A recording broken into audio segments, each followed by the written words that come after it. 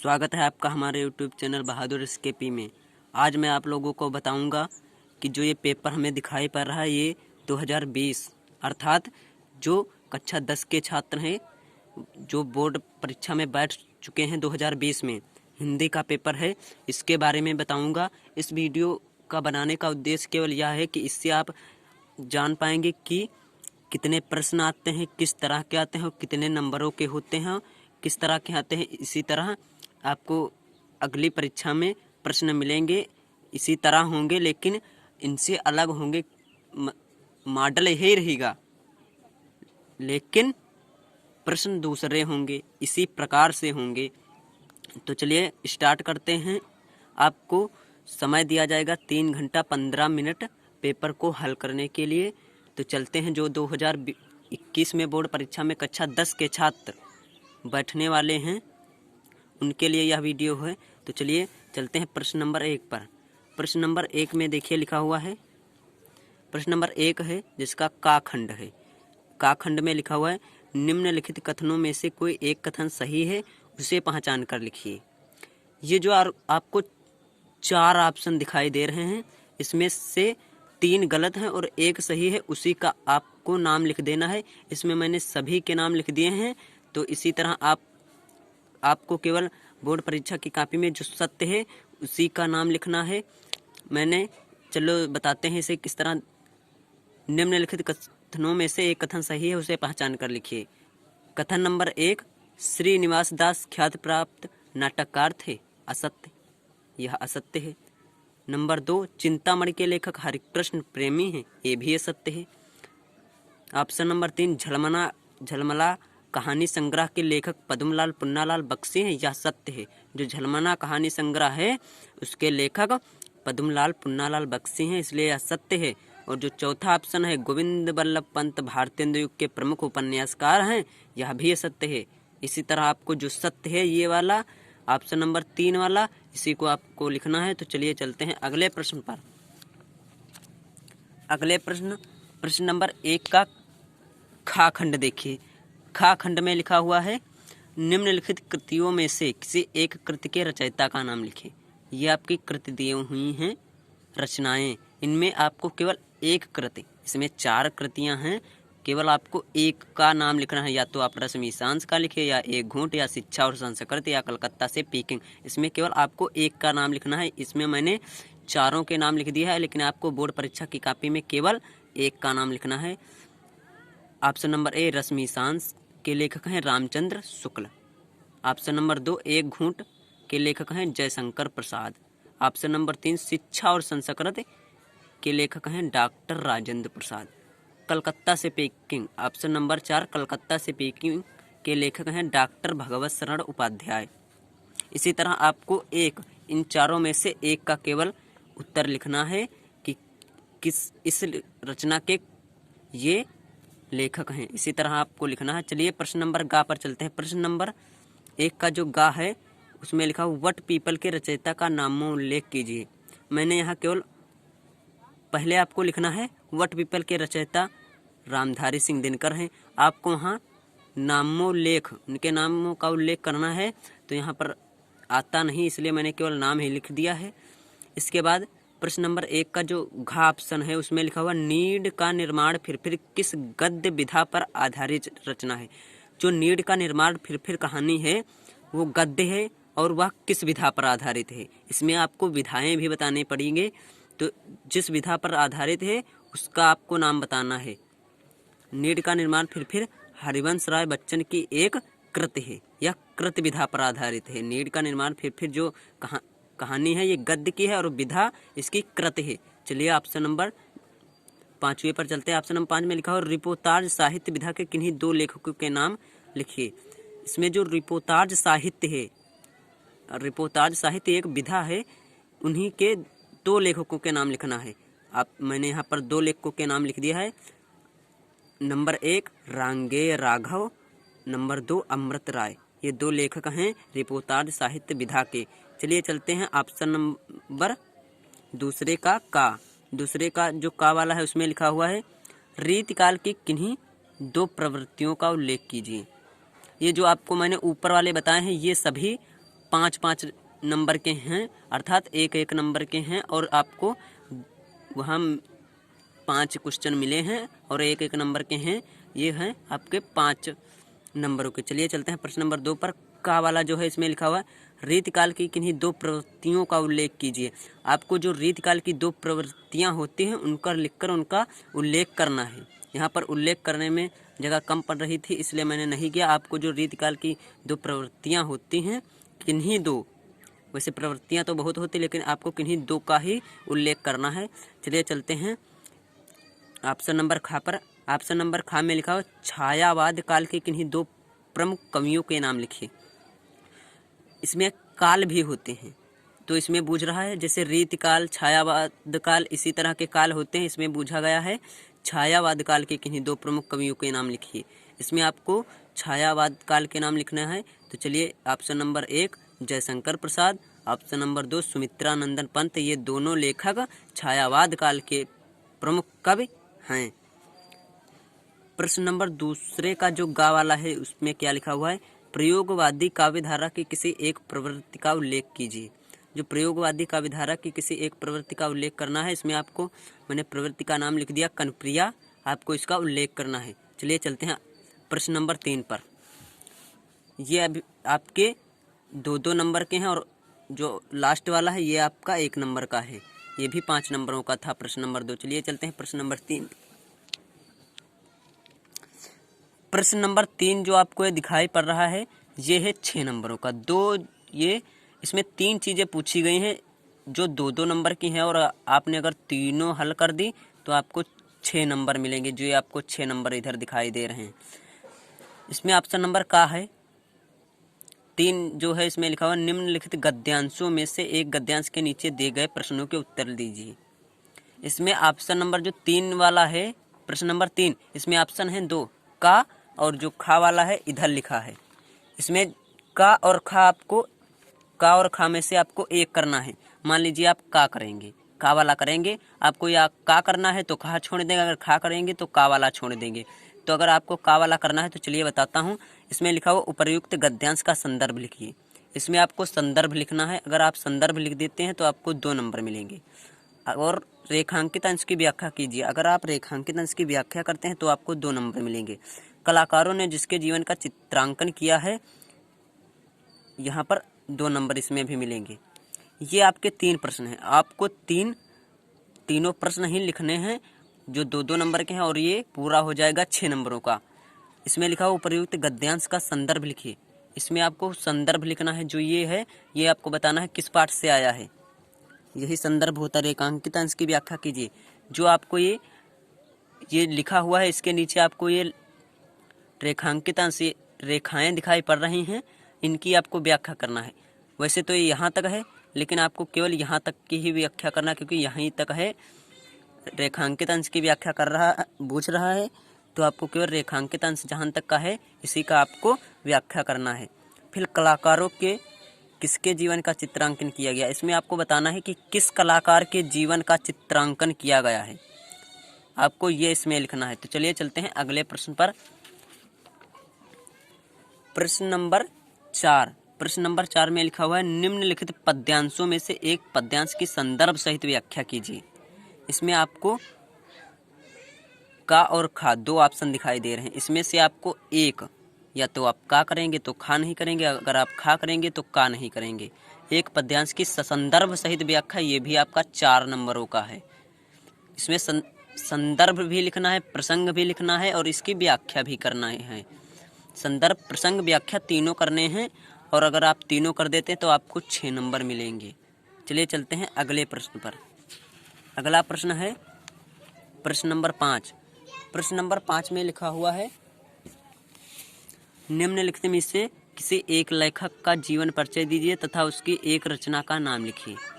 ये जो आपको 3 ऑप्शन दिखाई दे रहे हैं, option number 1 Jayaprakash Bharti, option number 2 doctor Rajendra Prasad, option number 3 Ramdhari Singh Dinkar. इस 3 लेखकों में से आपको केवल एक का ही जीवन परिचय लिखना है। या फिर ये लिखिए, इनका लिखिए, या फिर डॉक्टर राजेंद्र प्रसाद का लिखिए, या फिर रामधारी सिंह दिनकर का लिखिए। इसमें केवल आपको एक लिखना है। ये आपका 3 नंबरों का है। अगर आप लेखक का जीवन परिचय लिख देते हैं तो आपको मिलेंगे 2 नंबर, और उसकी रचना, कोई एक रचना का नाम लिख देते हैं तो आपको 1 नंबर रचना का मिल जाएगा। ये मिलाकर 3 नंबरों का हो जाएगा। इसके बाद चलते हैं 5वीं का जो खा वाला खंड है उसमें चलते हैं। इसमें लिखा हुआ निम्नलिखित कवियों में से किसी एक कवि का जीवन परिचय दीजिए तथा उसकी एक रचना का नाम लिखिए।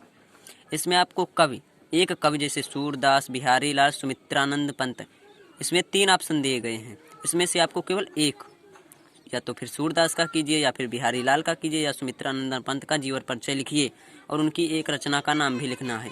यह आपका 3 नंबरों का है। इस तरह जो प्रश्न नंबर 5 है ये 3-3 मिलाकर 6 नंबरों का हो जाएगा। अगर आप का और खा कर देते तो आपको 6 नंबर मिलेंगे, 3-3। चलिए चलते हैं प्रश्न नंबर 6 में। प्रश्न नंबर 6 में लिखा हुआ निम्नलिखित संस्कृत गद्यांश का संदर्भ सहित हिंदी में अनुवाद कीजिए।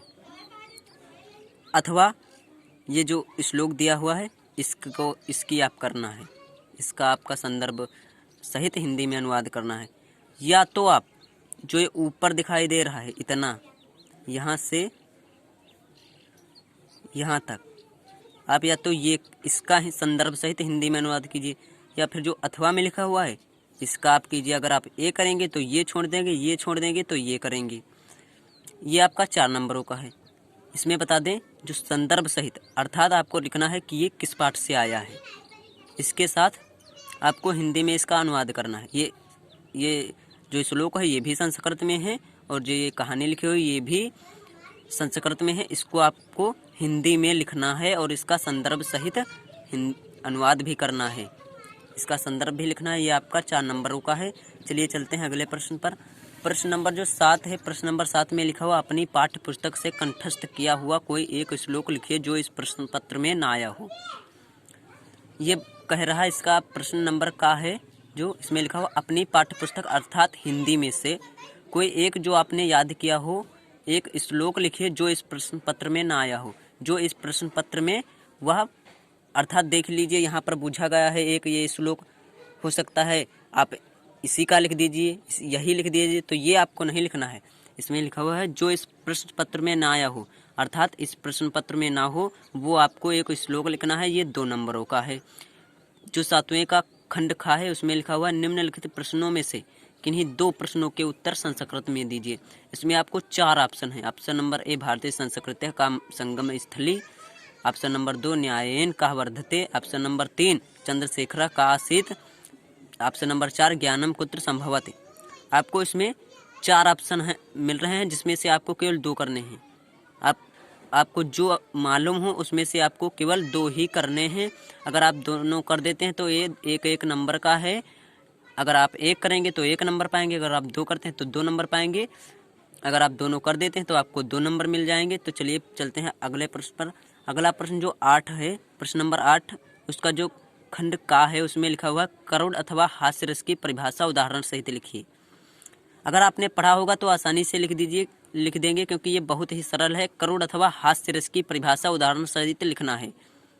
आपको हास्य रस, जिसमें बता दें हास्य रस वह होता है जिसमें हंसी का भाव उत्पन्न हो, वह हास्य रस होता है। इसकी आपको परिभाषा लिखना है उदाहरण सहित। इसका आपको एक उदाहरण भी लिखना है। करुण रस जिसमें शोक हो, जैसे बिछोह जैसे होता है, उसी तरह अगर वह बात जिसमें आपको शोक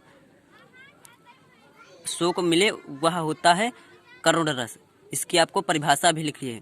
इसके बाद जो ये आपका 2 नंबरों का है, अगर आप ये दोनों कर देते हैं तो इसमें आपको करुण अथवा हास्य एक का ही लिखना है। अगर आप करुण का करेंगे तो हास्य का नहीं करेंगे, अगर हास्य का करेंगे तो करुण का नहीं करेंगे। ये आपका 2 नंबरों का है। चलिए चलते हैं 8 का जो खंड खा है उसमें लिखा हुआ उपमा अथवा रूपक अलंकार की परिभाषा उदाहरण सहित लिखिए। आपने पढ़ा होगा उपमा अथवा रूपक अलंकार अगर आपने पढ़ा है तो उसमें से आपको केवल उपमा अथवा रूपक अलंकार की परिभाषा उदाहरण सहित लिखिए। आपको या तो उपमा की लिखना है या फिर रूपक। अगर आप रूपक की लिखेंगे परिभाषा तो उपमा की नहीं लिखेंगे, अगर आप उपमा की लिखेंगे तो रूपक की नहीं लिखेंगे। इसमें से आपको एक की परिभाषा लिखना है, एक अलंकार की। ये आपका 2 नंबरों का है। ये जो लिखे होते हैं ये नंबर होते हैं कि यह प्रश्न इतने नंबरों का है।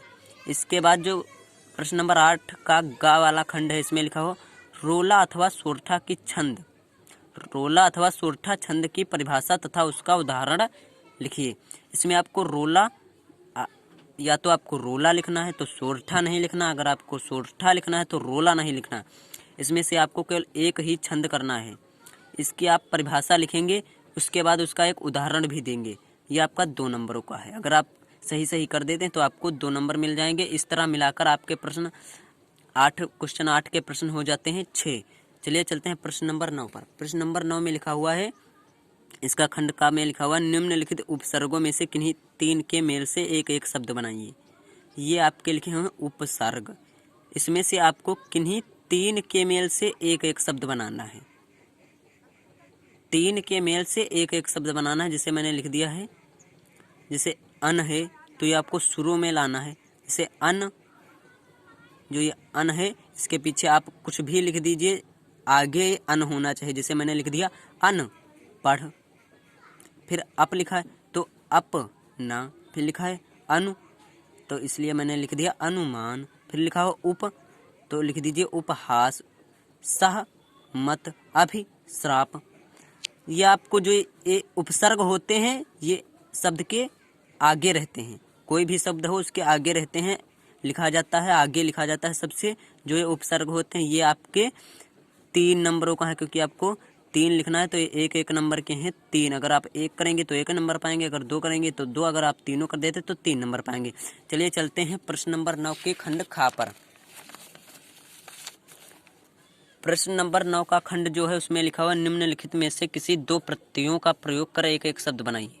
उसमें आपने देखा था जो खंड का था उसमें आपको ये जो लिखा हुआ था ये आपको पहले शब्द के पहले लिखना होता था, और जो ये है ये आपको सबसे पीछे लिखना है, शब्द के बिल्कुल पीछे अंत में लिखना है। किन्हीं 2 प्रत्ययों का प्रयोग करके एक एक शब्द बनाइए। यहाँ देखो लिखा है त्वा, मतलब ये कुछ लिखिए, एक शब्द भी बन जाए, एक शब्द भी बन जाए जो प्रयोग होता हो और इसका अर्थ भी हो जाए। जैसे त्वा लिखा है तो लिख दीजिए अपनत्व। फिर लिखा हुआ है ता तो लिख दिए आवश्यकता। ये जो होते हैं शब्द इन्हें आपको बिल्कुल पीछे ले जाना है। ये लिखा है पन तो बचपन, हट बाल हट, वट केवट। इसी तरह आपको करना है, बहुत ही सरल है। ये आपके 2 नंबरों का है, 2 पूछे गए हैं, एक एक नंबर के हैं, इसलिए 2 नंबरों का है, बहुत ही सरल है। चलिए चलते हैं अगले खंड पर। खंड गा में लिखा हुआ है, निम्नलिखित में से किन्हीं 2 के समास विग्रह करिए। आपको केवल 2 के ही समास विग्रह करना है। ये आप 4 ऑप्शन हैं, 1 प्रधानाध्यापक, 2 पीताम्बर, 3 सप्तसिंधु, 4 खरा खोटा। इसमें से आपको केवल 2 के ही समास विग्रह करना है। जैसे प्रधानाध्यापक, प्रधान है जो अध्यापक, मतलब अध्यापकों में जो प्रधानाध्यापक हैं वे। इसके बाद देखिए खरा खोटा, इसमें आपको केवल क्या कर देना, खरा और खोटा। इस तरह आपको समास विग्रह करना है। चलिए चलते हैं अगले खंड पर। अगला खंड क्या है, निम्नलिखित में से किसी 2 शब्दों के तत्सम रूप लिखिए। इसमें आपको 4 दिखाई दे रहे हैं, 4। इसमें आपको किन्हीं 2 के तत्सम रूप लिखना है। जैसे खंभा, खंभा का स्तंभ है, आँख, अस्त्र, कछुआ, कत्थक। ये दिखाई नहीं पड़ रहा था क्या लिखा हुआ, इसलिए इसका मैंने नहीं लिखा है। आपको केवल 2 ही करने हैं, आपको केवल इस 4 में से 2 लिख देना है। तत्सम रूप है इसलिए आपको तत्सम रूप लिखना है। खंड डा वाला जो है इसमें लिखा हुआ है, निम्नलिखित में से किन्हीं 2 शब्दों के 2-2 पर्यायवाची शब्द लिखिए। इसमें आपको पर्यायवाची शब्द लिखना है। जैसे आपको बता दें, व्यक्तियों में से जैसे एक व्यक्ति के कई नाम होते हैं तो उसी तरह पर्यायवाची इसमें भी होता है। जैसे कमल का है अंबुज पंकज। केवल 2 लिखने हैं, 2 शब्दों के 2-2 पर्यायवाची। आपको 2 शब्दों के 2-2 पर्यायवाची लिखिए। अगर 3 लिखा हो तो 3, जैसे ये लिखा है कमल को अंबुज भी कहते हैं, पंकज भी कहते हैं। इस तरह पर्यायवाची होता है। जैसे गंगा है, गंगा को देव नदी भी कहते हैं और सुरसरिता भी कहते हैं। जैसे दिन, दिन को दिवस भी कहते हैं और याम भी कहते हैं। नदी, नदी को सरिता भी कहते हैं और शैलजा भी कहते हैं। पुष्प को फूल भी कहते हैं और कुसुम भी कहते हैं। इसी तरह आपको पर्यायवाची लिखना है। चलिए चलते हैं अगले प्रश्न पर। प्रश्न नंबर जो 10 है, प्रश्न नंबर 10 में लिखा हुआ, निम्नलिखित में से किन्हीं 2 में संधि कीजिए तथा संधि का नाम लिखिए। इसमें आपको संधि लिखना है। जैसे अस्य प्लय अय अस्सयो, पितृ प्लस आदेश पित्रादेश, रत्न प्लस ओघ रत्नौघ, मध्य प्लस आर्य मध्वरी, आपको इस तरह लिखकर आपको इधर संधि का नाम भी लिखना है। ये कॉपी पर लिखिएगा, तब आपको हेडिंग डालकर लिख दीजिएगा यह कौन सी संधि है। इधर आ नहीं पाता, इसलिए मैंने संधि का नाम नहीं लिखा है। आपको ये जो है इसको आपको पहले संधि कर लेना है, फिर संधि का नाम लिखना है। इसके बाद चलते हैं खंड खा पर। खंड खा में लिखा हुआ निम्नलिखित शब्दों के रूप तृतीय विभक्ति बहुवचन लिखिए। इसमें आपको फल अथवा मत, ऑप्शन नंबर 2 मधु अथवा नदी, इसमें से आपको एक का करना है। जैसे फल का आपको इसमें बूझ रहा है फल, इसमें आपको रूप लिखना है, विभक्ति लिखना है और वचन लिखना है। यह कौन सी आपको तृतीय विभक्ति, जैसे तृतीय विभक्ति बहुवचन, ये सब आपको लिखना है। इसमें फल अथवा मत का लिखिए, मधु अथवा नदी का लिखिए, इस तरह लिखना है। इसमें से अगर आप इसमें से एक को करना है, इसमें से एक को करना है। चलिए चलते हैं अगले खंड पर। अगला खंड गा वाला जो लिखा है, अगला खंड गा में लिखा हुआ निम्नलिखित में से किसी एक की धातु लकार पुरुष तथा वचन को उल्लेख कीजिए।